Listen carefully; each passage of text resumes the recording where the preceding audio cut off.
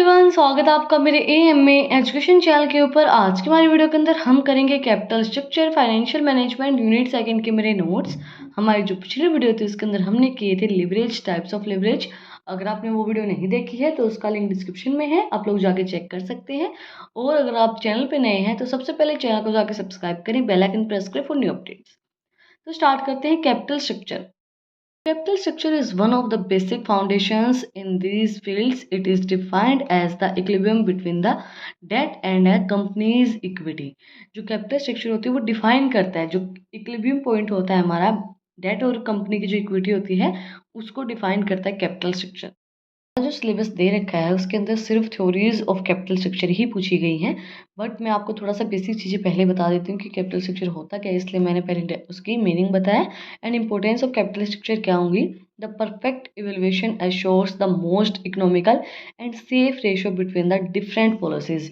जो हमारा perfect evaluation होता है कैपिटल स्ट्रक्चर में बताता है कि जो हमारा परफेक्ट इवेल्युएशन होता है चीज़ों का, डेट और इक्विटी, कंपनी की इक्विटी का किस पॉइंट पे आके पॉइंट ऑफ इक्विलिब्रियम हम अचीव कर रहे हैं, तो वो हमें safe ratio and between different policies हमें प्रोवाइड करवाता है। दो structures are more preferred if they provides the minimum risk factor. वो जो स्ट्रक्चर हैं वो ज़्यादा प्रिफर्ड किए जाते हैं जो हमें मिनिमम रिस्क फैक्टर प्रोवाइड कराते हैं, हमें जिसके अंदर कम रिस्क होता है। And optimal fact capital structure must be straightforward and flexible according to their market condition। जो हमारे optimal capital structure होते हैं वो straightforward होते हैं, flexible होते हैं हमारी मार्केट की कंडीशन के accordingly. It must involves rules, terms and conditions which are attribute and efficient। ये इन्वॉल्व किए जाते हैं इसके अंदर रूल्स, टर्म्स एंड कंडीशन, क्योंकि ये एट्रीब्यूट एंड एफिशिएंट होते हैं इसके अंदर। Theories of capital structure important topic है ये। फर्स्ट हमारी थ्योरी है net income theory. According to him, debt is fund source because it has a lower interest rate, eliminating the risk factor and playing a significant role in the deducting expenses for the income tax. These theories is also called as the fixed K theories। ये जो हमारी theory है इसके अंदर बोला गया जो हमारा डेट होता है वो एक फंड होता है जो हमारे क्या करता है, लोअर इंटरेस्ट रेट, कम इंटरेस्ट रेट को करता है, एलिमिनेट करता है रिस्क को। रिस्क हमें ज़्यादा नहीं होता है, हमें सबसे ज़्यादा रिस्क होता है इक्विटी शेयर्स के अंदर। आप सभी को पता होगा इक्विटी शेयर्स हमारे सबसे ज़्यादा रिस्की होते हैं।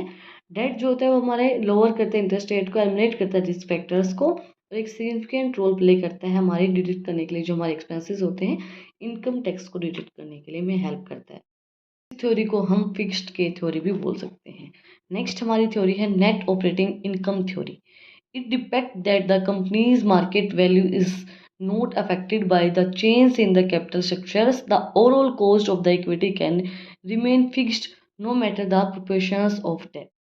ये बताता है कि हमारी जो मार्केट वैल्यू है वो अफेक्ट नहीं होती है कैपिटल स्ट्रक्चर के चेंज होने से। जो ओवरऑल कॉस्ट होती है वो इक्विटी की वो फिक्स्ड रहती है। कोई भी मैटर नहीं करता कि डेट आपका कितना है, कितना प्रोपोर्शन आपका डेट यूज़ किया है, जो हमारी इक्विटी है वो फिक्स्ड रहती है। Theory, a traditional theory. The traditional theory was postulated by the Iraz Solomon. The assumptions of this approach are quite related to the net income theory. The main principles behind this theory was increase in the proportion of debt to certain limits in the capital structure। इसका जो main principal होता है वो क्या होता है, increase करना हमारा जो प्रोपोर्शन ऑफ डेट है कुछ limited certain limited capital structure के थ्रू।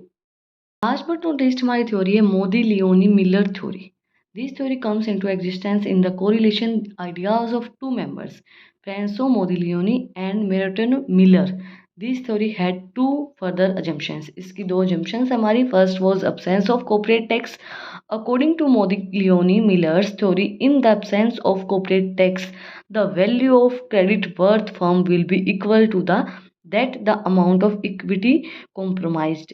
इसके अंदर क्या बोला गया है, जब हमारा कॉर्पोरेट टैक्स अब्सेंस है, नहीं है, तो उस टाइम पे जो हमारी वैल्यू ऑफ क्रेडिट वर्थ है वो इक्वल होगी हमारी अमाउंट ऑफ इक्विटी कॉम्प्रोमाइज। जितनी हमने इक्विटी कॉम्प्रोमाइज की है उसके इक्वल होगी हमारी value of credit worth of firm.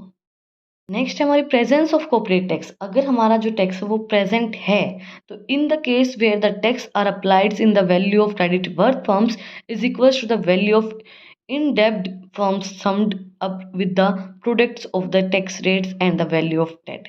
अगर हमारा जो रेट है, जो हमारा टैक्स है कॉर्पोरेट टैक्स, वो प्रेजेंस है, तो उस टाइम पे क्या होगा, वो अप्लाई किया जाएगा वैल्यू ऑफ क्रेडिट वर्थ के ऊपर, इक्वल होगा हमारे वो इन डेब्ट, जो हमारे इन डेट्स होते हैं फर्म के, और सबमिट किया जाएगा जो हमारे प्रोडक्ट्स होते हैं tax rate according to the value of date.